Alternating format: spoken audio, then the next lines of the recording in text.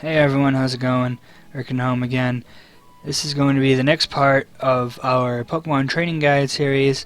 This one is going to be all about breeding, different ways that can help you get the Pokemon that you want or need, and different tips to help you breed a little more efficiently and all that. Once again, I am joined by Emre. Hey guys. Uh, so we're going to be taking you through the whole process, and we're going to start off with a couple more items that you want to try and get that can help you out. So Emery, tell us a little bit about those items. Sure. So one of the items that's really useful for breeding is the Everstone. What the Everstone does is when you give it to a mother or a father, the child will get the same nature as the parent that's holding the Everstone. So say if you want a adamant Tyranitar, you give the Tyranitar the Everstone, and then its children will be adamant nature. It makes it a 100% guarantee as opposed to not having an Everstone where the nature of the egg was to be randomly generated. Another key item that's important for breeding is the oval charm. Now, what the oval charm does is increases the chances of the daycare man of giving you an egg. So, in the previous video, Erkenhelm mentioned where the daycare is, but for the sake of just keeping consistent, you can find a daycare in ORS in the Battle Resort, and I believe in X and Y on Route 7. Yeah. So just head over to the daycare. It's this building right here. Like we mentioned, we're on the Battle Resort Island, and there's another one in ORS that is right next to Mauville City, off to the left side of that. So you can use that one as well. But this one on the Battle Resort is a little more useful for reasons that we'll go into in a little bit. Another item that could be useful for breeding, it doesn't really help breeding directly, but it's a nice thing to have, is a shiny charm. Now, the oval charm and shiny charms are things you get by gradually completing your Pokedex. The oval charm, you get it when you complete your regional dex, and the shiny charm is what you get when you complete your national dex. In order to get those items, you have to go to the professors of each of the games, and they'll rate your Pokedex. And then if you complete the regional or national dex, they'll give you the corresponding item. And so the next thing that you kind of want to look for when breeding a Pokemon is something called the hidden ability. In Gen 5, they were called Dream World abilities, which the Dream World isn't part of Gen 6, so they're just called hidden abilities. And what that is every Pokemon has one or two abilities that it can get, but for the most part, most Pokemon were given a hidden ability or Dream World ability, which is a third ability that they can possibly get that has some sort of different effect. Some Pokemon didn't get one, but for the most part, they did get one. And typically, the idea behind the hidden ability is it's a stronger ability and it fits the Pokemon a little better. It's not always the case. Sometimes there are situations where you want to go with a regular ability, but the hidden abilities are something that are typically useful. Now, these can also be passed on in breeding. So, Emre, tell us a little bit how we can get those on the Pokemon. Sure. So the same item that we use for passing down natures can help us pass down hidden abilities. So the Everstone, whatever parent is holding it, if they have a hidden ability, there's an increased chance of it passing down. I don't know the exact numbers because I don't think it's ever been stated. But if you give the Everstone to a mother, and the mother has a hidden ability, aside from passing down its nature, I believe it has somewhere close to like a 2/3 chance of passing down the hidden ability. Same goes for the father, but it's not as high as a percent as the mother is. Mm-hmm.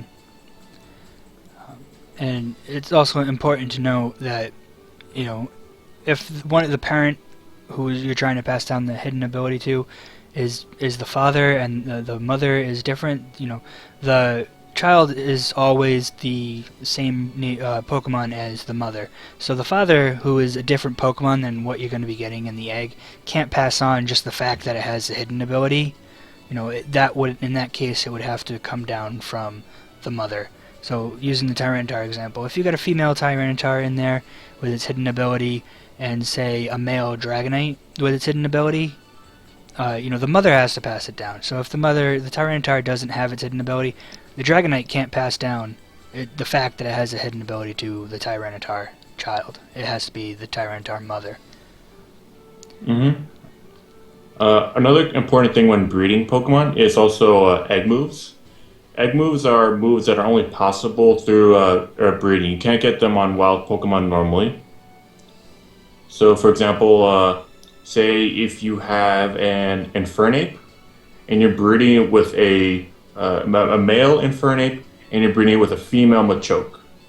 Now, Infernape can have access to Fire Punch, and that could be bred over to the Machop through breeding. So that's like how you can sort of get egg moves from one to another.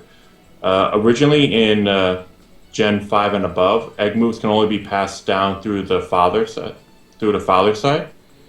But they changed that with Gen 6, so either the father or the mother, if one of them has an egg move, that'll be passed down as well. Mm-hmm. Yeah, it's a guaranteed pass down, but Pokemon can only have 4 moves. So if the mother has 3 egg moves and the father has 2, you're only getting 4 total. You can't get all 5, obviously, because it can't fit all the moves. As for which ones it picks, I'm not entirely sure how it does. But usually you're not going for that many egg moves anyway, but it's something to just keep in mind. Yep.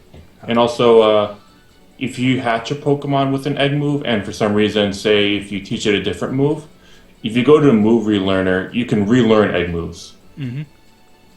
As long as that Pokemon had it at some point. Mm-hmm. But if the Pokemon hatches, doesn't have the egg move, there's no other way to get it on there. Although there are some moves that are egg moves that can also be learned in other ways, but a lot of times the egg moves can only be learned by breeding them down. Mm-hmm. So another important thing about breeding are egg groups. And Erkenhelm, I think you can explain this a little. Okay, so I have an image up on screen. So these are all the different egg groups. Now, what that is just different groups. Every Pokemon goes into at least one egg group.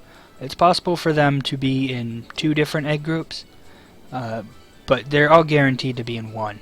So you see down at the bottom, gender unknown. That would be genderless Pokemon like, say, Metagross or a Rotom. Now, that just means that they can only breed with a Ditto, and a Ditto can breed with anything except for Pokemon in Undiscovered Egg Group. They can breed with anything, and it will always guaranteed to be whatever the other Pokemon is. So you can't breed for a Ditto, but if you put a Metagross in with a Ditto, you can get a Child Beldum. But you can't breed 2 Metagross together because they don't have a gender.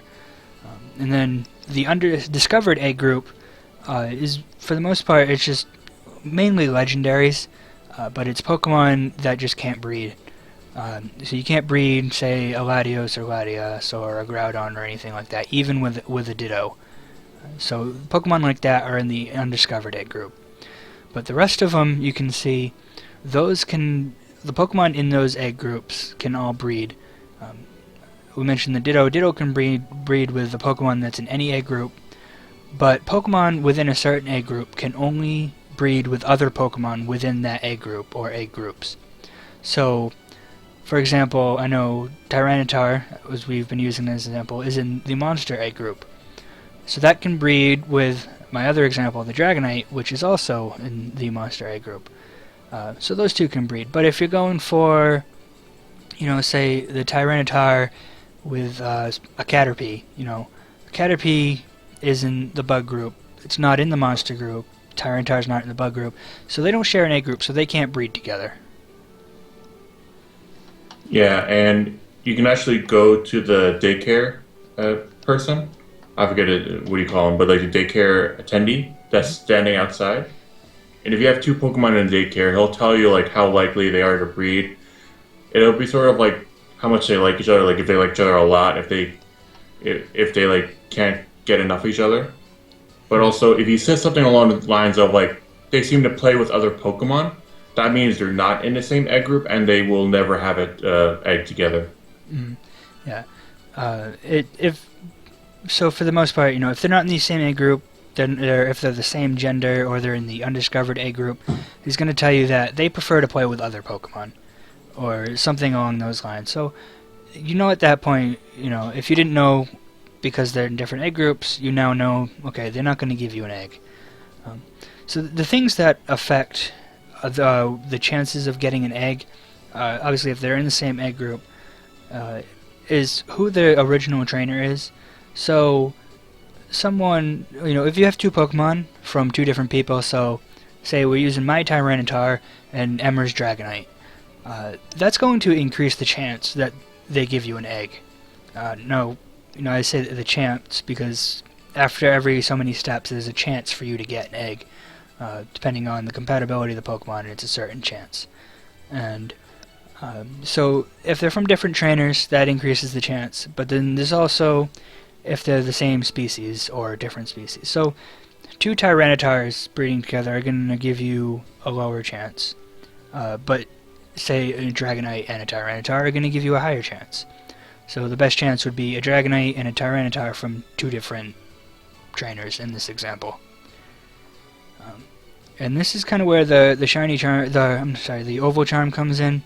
And what that's going to do is it's going to increase that chance a little bit that you get that egg, no matter what the combination of the parents are. Yep. So that, I think, pretty much covers everything that may need to pass on, how to pass it on. We talked about IVs in the previous section of this series, how to pass those on. So if you haven't watched that, you can go back and watch that and see how to pass those on if you're interested in doing that. But those aren't 100% required for all these things that we're talking about right here. So now that we've gotten everything that you can pass on, how about when you get the eggs? So Emery, how is it decided when an egg hatches? So eggs are determined by a number of steps you take while holding that egg in your party. And the more steps you take it, the closer it'll get to hatching.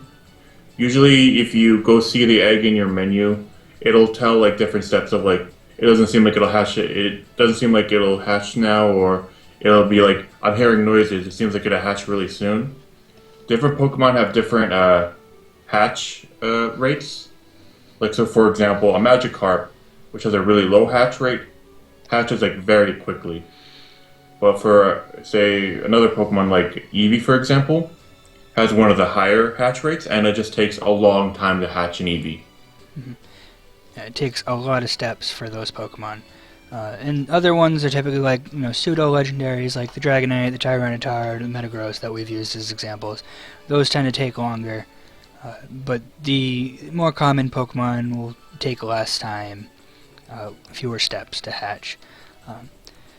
So, kind of a little tip. The reason why we're at this particular daycare center and not the one near Marvel is because of something that you can do. Now, I haven't done it a whole lot here, so let's see if I can do it. But if there's a way where you can hold to the right here, Emery, do you know where you start? No. So go to the corner you were just at. Corner. So go to your right. You see that little edge over there? The edge. So hold down for a sec. Yeah.